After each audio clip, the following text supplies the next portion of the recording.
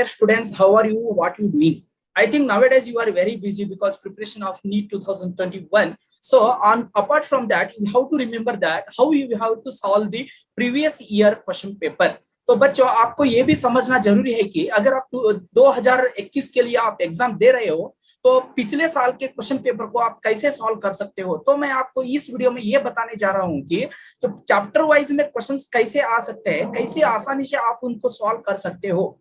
अगर आप chapter wise देखोगे तो क्वेश्चंस इतने आसान से पूछे जाएंगे कि आप सोच भी नहीं सकते हो। अगर आपको पता चलना चाहिए कि क्वेश्चन पेपर कैसे निकाले जाते हैं, क्वेश्चन पेपर कैसे आते हैं, तो चलिए मैं आपको आज मैं ये प्रूव करके दिखाने वाला हूँ विथ एनसीईआरटी के साथ। विथ एनसीईआरटी के साथ आपके previous year question paper with NCERT में जो टाइटल नंबर दिया हुआ है, कौन सा पेज पे कौन सा आंसर कैसे डिस्क्रिप्शन से आप ले सकते हो, ये सभी जानकारी मैं आपको इस वीडियो में देने वाला हूं। मेरे इसी टाइप के वीडियो आपको अगर चाहिए तो आप मेरे चैनल को सब्सक्राइब कीजिए। अगर आपको वीडियो पसंद आया तो लाइक कीजिए। अगर दूसरों को भी आप मेरी जानकारी देना चाहते हो तो शेयर करना ना भूले। बिना देर किए हुए चलते हैं हम अपनी क्वेश्चन पेपर की ओर। तो बच्चों आपको ये बात समझना चाहिए जो कि आपके 11th क्लास और 12th क्लास में जो भी चैप्टर्स है सभी चैप्टर्स को मिलाएंगे तो 38 चैप्टर्स होते हैं। इन 38 चैप्टर में से एक चैप्टर में से मिनिमम 2 या 3 नहीं तो मैक्सिमम 5 क्वेश्चंस पूछे जाते हैं। तो बच्चों आपको ये समझने में चाहिए जबकि एक चैप्टर से आपको 4 क्वेश्चंस पूछे जाएंगे तो आपको वहां से 16 मार्क्स मिल जाएंगे। अगर 5 क्वेश्चंस पूछे जाएंगे तो वहां से आपको 20 मार्क्स मिल जाएंगे, ताकि एक क्वेश्चन के लिए 4 मार्क्स के जरिए। चैप्टर नंबर 2 यानी कि sexual reproduction in flowering plants में कौन कौन क्वेश्चंस पूछे गए हैं और इन क्वेश्चंस का हल आप कैसे निकाल सकते हो, इन सभी जानकारी आपको मैं दे रहा हूं। जो मैं यहाँ पे क्वेश्चन पेपर का सीरीज ले चुका हूं वो मेरा क्वेश्चन पेपर का सीरीज है E2। आप ये भी ध्यान में रखिए क्योंकि मैं यहाँ पे आपको की आंसर्स भी दिखाने जा रहा हूँ। मैं आपको यहाँ पे एनसीईआरटी का डिस्क्रिप्शन भी दिखाने जा रहा हूँ। तो ये रहा पहला question, plant part which consist of 2 generations one with in the other. इस क्वेश्चन को बहुत ध्यान से पढ़ना होगा, बहुत ध्यान से पहले समझना होगा कि क्वेश्चन क्या पूछे गए हैं। इस क्वेश्चन में पूछे गए हैं the plant part which consist of 2 generation one with in the other.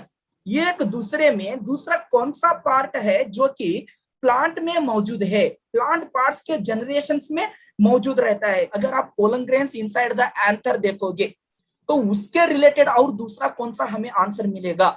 यहाँ पे है germinated pollen grain with 2 male gametes.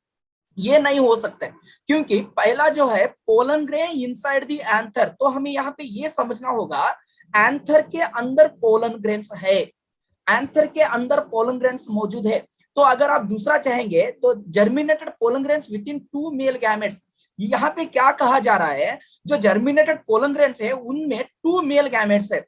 और जो तीसरा ऑप्शन है seed inside the fruit, fruit में तो सीड रहता ही है। और चौथा जो आंसर है embryo sac inside the ovule, ovule में क्या पाए जाते हैं, एम्ब्रियो सैक पाए जाते हैं। एंथर में क्या पाए जाते हैं, पोलन ग्रेन्स पाए जाते हैं। पोलन ग्रेन्स एक मेल गैमेट है और एम्ब्रियो सैक एक फीमेल गैमेट है। तो हमें यहाँ पे सही आंसर होगा 4th ऑप्शन सही आंसर है, ताकि ये एंड डी। यहाँ पे 2 डायग्राम लिया हूं जो डी और ये है। यहाँ पे मैं पोलन ग्रेन्स जो दिखा रहा हूं ये एंथर के अंदर प्रेजेंट रहते हैं। इसी तरह अगर आप फीमेल रिप्रोडक्टिव स्ट्रक्चर को देखोगे तो हमें ओव्यूल के अंदर क्या मिलेगा, एम्ब्रियो सैक मिलेगा। तो एक दूसरे के रिलेटेड कौन सा है, ये एंड डी ऑप्शन है। तो हमारा 4th ऑप्शन सही रहेगा। क्वेश्चन नंबर जो कि 110 के लिए है, ये देखिए 110 के लिए जो आंसर है वो है 4th ऑप्शन। सो हमारा यहाँ पे 4th ऑप्शन क्या है, सही आंसर है। अगर आप कंफ्यूजन होगे तो आपको अगला क्वेश्चन भी कंफ्यूजन में डाल देगी। सो इसी तरह आप ठंडे दिमाग से उस टाइम में सोचना चाहिए। तो चलिए अभी दूसरा क्वेश्चन की तरफ बढ़ते हैं जो कि 2020 में पूछे गए हैं। तो आप यहाँ पे सोच सकते हैं किस किस टाइप के क्वेश्चंस पूछे जाएंगे। देखिए ये कितना सिंपल सा क्वेश्चन है। क्या पूछा गया है, the body of the ovule is fused with in the funicle at. तो ओव्यूल में फ्यूनिकल कहां पे फ्यूज होता है, ये पूछा गया है। तो चलिए मैं आपको इसका डायग्राम दिखा देता हूं पहले। तो आप डायग्राम देखिए, ये है हमारा ओव्यूल का डायग्राम। इस ओव्यूल के डायग्राम में जो ये फ्यूनिकल पार्ट है ये प्लासेंटा से जुड़ा रहता है ताकि ये प्लासेंटा से अटैच हो सके। उसके नीचे का जो पार्ट है वो है हीलम, और हीलम के जो नीचे है वो है इनर इंटेगुमेंट, आउटर इंटेगुमेंट, उसके अंदर है न्यूसेलस, न्यूसेलस के अंदर क्या है, एम्ब्रियो सैक है। और जो इसके अपोजिट के पोल में जो है उनको हम कहते हैं छलाजल पोल, और उसके अपोजिट जो ओपनिंग है आउटर और इनर इंटेगुमेंट के ओपनिंग को हम क्या कहते हैं, माइक्रोपाइल एंड कहते हैं। तो हमें यहाँ पे ये पूछा गया है the body of the ovule is fused with in the funicle at. So ये हमारा रहा फ्यूनिकल।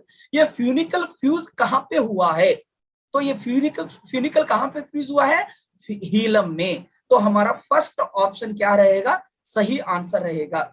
तो आपको ये जो डायग्राम है आपके बोर्ड एग्जाम के लिए 5 मार्क्स को भी पूछे जाएंगे और आपको कॉम्पिटेटिव एग्जाम्स के लिए भी पूछे जाएंगे। तो आपको इसके रिलेटेड और कौन कौन से क्वेश्चंस भी पूछे जा सकते हैं। अगर आप ये डायग्राम प्रैक्टिस कर सकते हो तो इसी के जरिए आपको बहुत सारे क्वेश्चंस को भी आपको ग्रैस्प करना चाहिए, बहुत आपको कैप्चर करना चाहिए। Opening of outer and inner integument is called, जो आउटर और इनर इंटेगुमेंट का ओपनिंग है उसे क्या कहते हैं, उस टाइप के भी क्वेश्चंस पूछे जा सकते हैं।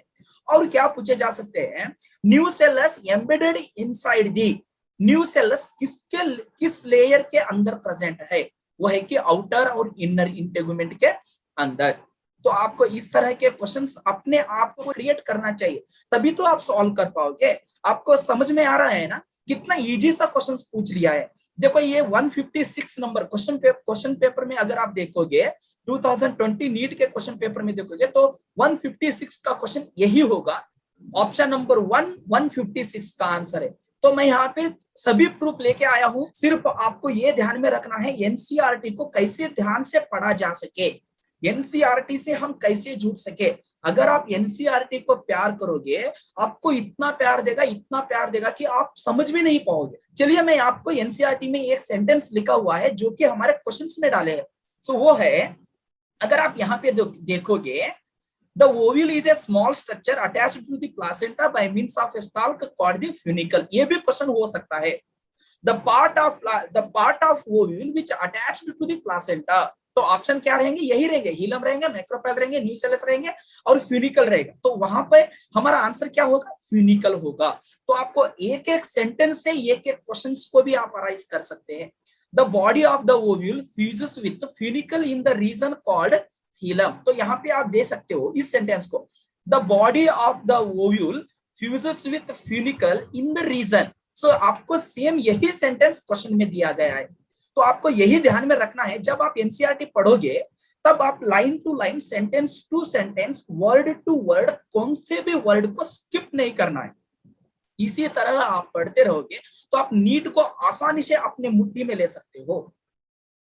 तो चलिए अभी दूसरा सेंटेंस में यहाँ पे पढ़ के दिखा रहा हूं। Thus hilum represent the junction between ovule and funicle. Hilum जो है ये फ्यूनिकल और ओव्यूल दोनों के जंक्शन है, दोनों को अटैचमेंट करने के लिए जो बीच में पड़ा रहता है। और दूसरा sentence, each ovule has 1 or 2 protective envelopes called the integuments. Integuments जो है प्रोटेक्टिव लेयर है, ये एम्ब्रियो सैक को क्या करते हैं, प्रोटेक्ट करते हैं, एम्ब्रियो सैक को डिफेंस प्रोवाइड करते हैं। मालूम हुआ, अगर आपको एम्ब्रियो सैक के बारे में पूछे गए तो इंटेगुमेंट के काम के बारे में पूछे गए हैं, if they ask the question write the function of integuments, तो आप क्या लिखोगे, इंटेगुमेंट्स क्या करता है, प्रोटेक्टिव लेयर के काम करते हैं। Integuments encircle the nucellus except the tip where small opening called micropyle is organised. Integument जो है, इनर और आउटर इंटेगुमेंट, जो नीचे के हिस्से में आप देखोगे तो वो कंटिन्यूअसली फॉर्मेशन किए रहते हैं। अगर आप ऊपर के हिस्से में देखोगे तो कंटिन्यूअसली फॉर्मेशन नहीं किए रहते, वहां पे डिसकंटिन्यूअस फॉर्मेशन होता है। डिसकंटिन्यूअस फॉर्मेशन जहां पे हो रहा है वहां पे एक होल फॉर्मेशन हो रहा है, एक गैप दिखाई दे रहा है, उस गैप को हम क्या कह सकते हैं, माइक्रोपाइल कह सकते हैं। End opposite the micropyle end is called as an chalaza. जो माइक्रोपाइल के अपोजिट जो हिस्सा है उसको हम छलाजल पोल कह सकते हैं और छलाजल एंड भी कह सकते हैं। अगर आप एनसीईआरटी का ये सेंटेंस पढ़ते रहोगे, अगर आप एग्जाम में क्वेश्चंस पूछे जाएंगे तो आपको सडनली फ्लैश होगा, ओ मैंने उस टाइम ये सेंटेंस पढ़ा था। ठीक है, तो हमारा यहाँ पे पहला ऑप्शन जो है वो सही आंसर है। तो चलिए हम देखते हैं तीसरा क्वेश्चन जो कि 2019 में दिया गया है। वेरी सिंपल सा क्वेश्चन है, वेरी इजीएस्ट क्वेश्चन, जो है कि 159, question number 159, in water hyacinth and water lily pollination takes place by. यहाँ पे ये पूछा गया है जो कि वाटर हैसिंथ है, जो हम टेरर ऑफ बंगाल के नाम से जाने जाते हैं, जो कि असेक्सुअल रिप्रोडक्शन के जरिए तालाब या नदियों में बहुत सारे अपने ऑफस्प्रिंग्स को फॉर्मेशन कर देते हैं। उनको हम आसानी से नहीं निकाल पाते क्योंकि उनके असेक्सुअल रिप्रोडक्शन का जो कैपेसिटी है वो ये है कि उनके पॉपुलेशन को इंक्रीज कर सके।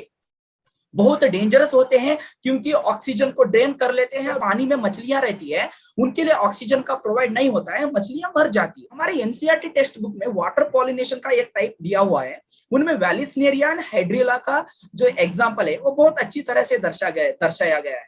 सो उसको भी हमें ध्यान में रखना चाहिए। यहाँ पे देखिए, मैं यहाँ से पढ़ रहा हूँ, जो कि तीसरा लाइन है, all aquatic plants use water for pollination. In majority of aquatic plants such as water hyacinth and water lily, the flowers emerge above the level of water, जो कि पानी के ऊपर उनके फ्लावर्स आए रहते हैं, and are pollinated by insect और winds, जो कि इंसेक्ट और विंड के जरिए पॉलिनेशन करते हैं। तो हमारा आंसर कौन सा हुआ? पहला आंसर हमारा सही हुआ। यस, 159 क्वेश्चन का पहला आंसर जो है वो सही आंसर है।